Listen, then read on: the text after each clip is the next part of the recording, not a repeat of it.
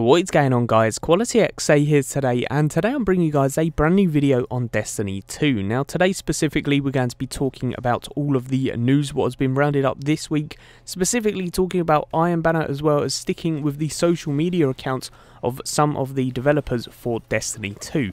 So let's get right into this. First off, we're going to actually be talking about Iron Banner as well. So here we have a Reddit post which reads, "I'm guessing Iron Banner will drip feed weapons too over the course of Season 2.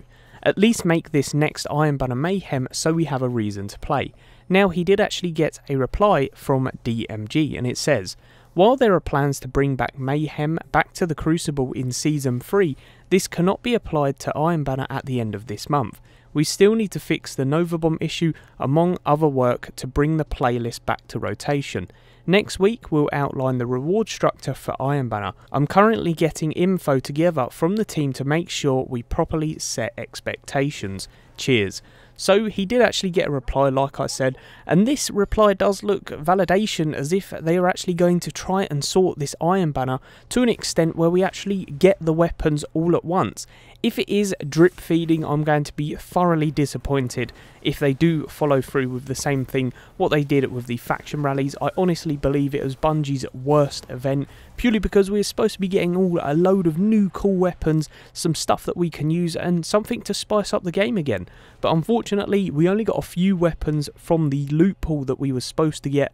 So yeah, very disappointed with that. And like I said, I really hope that they do not do the same with Iron Banner, because I really enjoy playing Iron Banner on Destiny, and I do believe it is one of the more fun events what they put in. So I'm hoping that they do not ruin it by putting some dodgy weapons in that we've already seen before. Moving on, as you guys know, there was a lot of talk about a brand new employee going into Bungie who was actually going to be taking a community manager role. Now a lot of people thought some of the people that we have at this point in time regarding Deej, Cosmo and DMG, everybody thought that some of them may be actually quitting the job, but we have some confirmation here on what is actually going on. So this tweet from Chip says, "From all these tweets, you're starting to sound like you're transitioning away from at Bungie.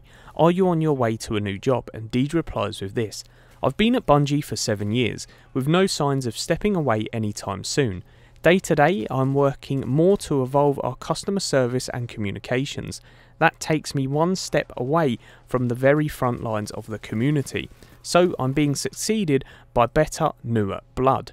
Now what he's actually talking about here is that 2 more people are actually going to be employed to be community managers for Bungie. Now this is actually extremely good. I do absolutely think that Deej is an awesome person, and he has done a load of communication with us in the past over Twitter and social media. He also does our live streams, and the live streams that he does host are usually absolutely excellent, so I do commend him for that. But new blood is definitely needed, definitely younger people in my honest opinion. I do believe younger people who actually have a passion for playing Destiny and Bungie games. Honestly, I would love to see some brand new people, like I said, who just have a passion for the community and can communicate a lot more.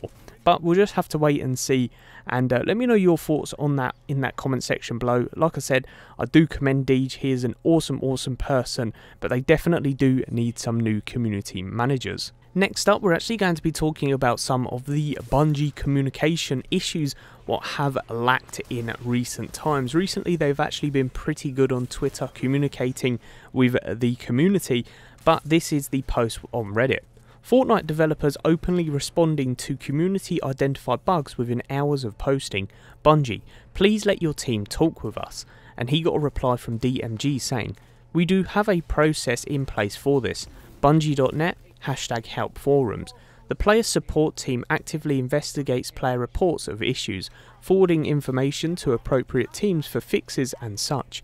We're actually gaining 2 more team members in the next few weeks, and we're excited to have more coverage.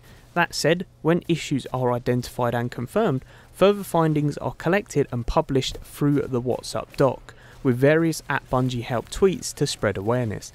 I'll look to see how we can increase the communications moving forward to keep players in the loop. Now this seems absolutely phenomenal that he's actually replying to this and seeing how they can actually increase communications. Now like the post says, Fortnite developers literally respond within hours to people posting towards them, and Bungie, they just don't usually do it. But like I said, recently they have been pretty good, so getting 2 more members to actually assist with this is going to be extremely helpful for the community, as well as keeping the community in the loop with the game. Next up, we actually have a very interesting tweet from The Nightmare on Twitter, and he says, "Josh, is there any chance we see some buffs to the mobility stat? If not, could we have some insight on why having it affect sprint speed could potentially break the game? I've heard some cool suggestions like having it increase ADS speed or weapon ready swap speed as well." And Josh Hamrick replies, "Player top speed would affect world loading and whatnot. That's why you hear us say we have to be careful with increasing it. Changing ADS speeds is possible, but it tends to mess people up when it's variable. But we can and have done it. Lots of things, touch weapon ready / reloads." Now, what they're actually talking about initially having the sprint speed increase is very interesting, because there was a load of comments going around saying, why do we have these areas where we can zoom through in a Sparrow? Now, those areas are made for a Sparrow. Some of the areas that they're actually talking about is when you run through something really fast. If you was to increase the sprint speed, you would sort of break the game in effect. You would go through it too fast and you would get a loading screen. And obviously if you go through it way too fast, nothing would be able to load quick enough for the speed that you're actually travelling. But yeah, regardless, I would really like some mobility increases, especially with the aiming down sight speed with some of the snipers, maybe even some of the shotguns. But regardless, would be really, really cool indeed, and cannot wait to see what Josh Hamrick can actually show us soon. Next up, we have this tweet from Justin Orlando, and he says to CG Barrett, "Do you believe that Bungie owes the Destiny community a make good by delivering a large update featuring free content? Why are we not allowed to visit Venus, Mars, etc.? Destiny 2 has not delivered on what it was promised. 1.8 worked for the Division." And Christopher Barrett replies, "All of these features outlined in the development update will be free to all players." Now this is just confirming all of the people who were worried about these updates. Yes, if you do not have the DLC, you will still get these updates, which is great for the game. But personally, I wanted to ask, is everything coming in this update good enough for all of the players? Personally, I do not believe so. If you guys have actually played 1.8 in the Division, you get so much content and free stuff, it's actually unbelievable. Now personally, I believe Destiny needs to do that to bring back all of the community and player base of it, but we'll have to wait and see what added on features Bungie is going to give us for all of these updates coming out. Now personally, I think that they're going to absolutely smash it. They did it in Destiny 1 where they lost quite a bit of the fan base. Obviously Destiny 2, they've had a massive falling out with the community, so hopefully they can fix that, and I really, really hope for Destiny's sake that they do. And then the last tweet that we're actually going to be talking about is from Void Jumper, and he says, "Hi, is there an ETA on the fix for the colony on PC? Currently at 30 frames per second, the spicy boys do not track targets in game." And what he's talking about is the spider robots, which you actually get from the colony exotic, do not track on PC when you're running the game above 30 frames per second. And DMG replied, "Won't make the January update, but it's on track for a future hotfix in February."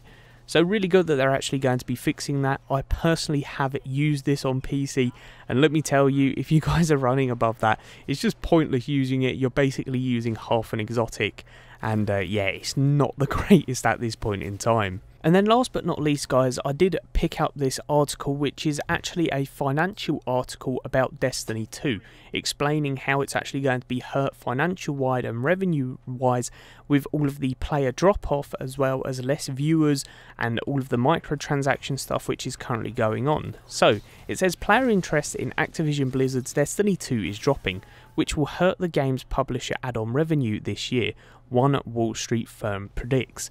The next paragraph says, while Call of Duty World War II clearly had a great holiday, which likely sets up strong franchise live services revenue in 2018, Destiny 2 is struggling right now with player engagement appearing to be on the wane. And then it actually goes on to say how this Wall Street journalist firm says about all of the Twitch viewership going down with a franchise low, with levels averaging 4,000 to 7,000 viewers on Friday afternoons, which was on Destiny 1. It used to get 14,000 to 17,000, which is absolutely incredible. Obviously, Destiny 1 was just a much more viewed, more rounded off game, and I do believe them numbers prove it.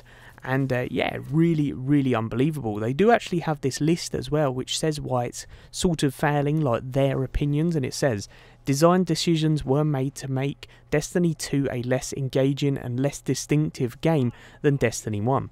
In particular, key aspects of the Destiny 2 endgame feel nurtured compared to Destiny 1. Microtransaction implementation, while not nearly as problematic as in Star Wars Battlefront 2, has still been a source of player unhappiness. Bungie's apparent urgency in responding to player feedback has been disappointing. Until recently, Bungie did a poor job of communicating its roadmap going forward, particularly compared to the more open stance of many other live service games. Now, I do have to agree, all of these 4 points are hitting the nail on the head unbelievably, and yeah, it just sort of makes you look at Bungie and think, what is going wrong? And then in the last paragraph it does say, we do think Bungie still has some opportunity to fix the game's problems over the next year and recapture engagement, but we're not sure they have the ability to pull it off at this point. We also note that Destiny currently has more serious competition in its genre, from a refurbished Division and an indie title Warframe than it did 3 years ago when Destiny 1 had its own share of player dissatisfaction. Now this is absolutely correct. There's more games, more MMO, RPG type games, shooter-looter games, which people just want to pick up. I mean, Borderlands, that's bound to get a brand new game coming out soon, and as soon as Borderlands comes out, it's almost the same type of game as Destiny. It's the same sort of genre.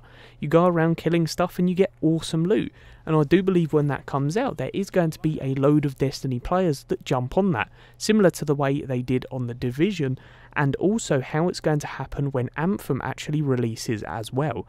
But very interesting article. If you guys would like to check out any of this, there will be a link in the description below. But yes guys, that's pretty much the video. I know it was a very, very long video, so if you did enjoy, please do leave a like, as well as subscribing if you guys are new around here for the latest and greatest content.